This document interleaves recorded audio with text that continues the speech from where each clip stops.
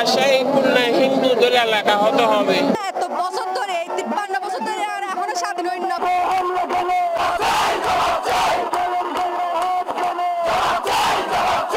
মাদ্রাসার ছেলেরা যাতে আমাদের পূজাতে পাহারা না দেয়। আরা চাইছিল আর পূজা নিলে আর মতো করি পেলে আর কেউ সহযোগিতার দরকার নেই। আর যথেষ্ট পরিমাণ আর পূজার গরিবের মতো ক্ষমতা আর তো আছে, কেউ সহযোগিতা আর লাগতো না। আর কমিটির যথেষ্ট পরিমাণ পয়সা দিয়ে আর পুজো করতো। আরে এত বছর ধরে 53 বছর ধরে আর এখনো স্বাধীন হইল না পারে। আমরা চাই আমাদের পূজা আমরাই করব সুষ্ঠুভাবে, সুন্দরভাবে। আমার মন্দিরে ডিস্টার্ব করবে, আমার মণ্ডপে ডিস্টার্ব করবে, তাদের আপনারা পাহারা দিন। নিজের অস্তিত্ব রক্ষা করি বলে এসে সনাতনী হিসেবে বাংলাদেশে বাঁচতে চাই।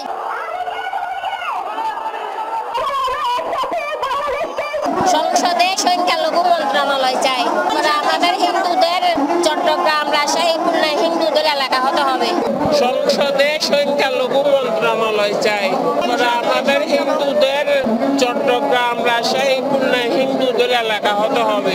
বোঝাই যে 3 দিন আমাদেরকে ছুটি দেবে বলে আশ্বাস দেওয়া হয়, সেটি কিন্তু আমরা এখনো পাইনি। ঈদ থেকে শুরু করে সব কিছুতে 1 সপ্তাহ বন্ধ দেওয়া হয় বা এর বেশি দেওয়া হয় বন্ধ, কিন্তু হিন্দুদের পুজো একদিন কেন বন্ধ থাকবে? বাংলাদেশের অবস্থা এখন ভালো না।